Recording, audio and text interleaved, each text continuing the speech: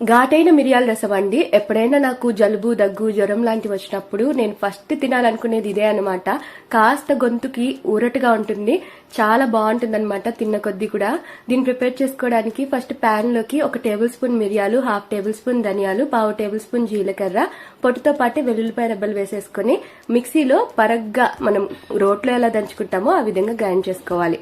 తర్వాత బౌల్లోకి చిన్న నిమ్మపండు సగంత చింతపండు, 2 టొమాటోలు, వాటర్, అలాగే పసుపు, ఉప్పు వేసి ఒకసారి నలిపిన తర్వాత ఇందులోకి కొత్తిమీర తరుగు కూడా వేసి బాగా నలిపేసేయాలి. ఇప్పుడు దీన్ని పక్కన పెట్టుకుని ప్యాన్ లోకి 1 టేబుల్ స్పూన్ ఆయిల్, కరివేపాకు, 1 ఎండుమిర్చి, పోపు దినుసులు వేసి అవి వేగిన తర్వాత ముందుగా గ్రైండ్ చేసి పెట్టుకున్న దాన్ని యాడ్ చేసి ఇంగువ వేసిన తర్వాత మొత్తం ఆయిల్లో వేగనివ్వాలి.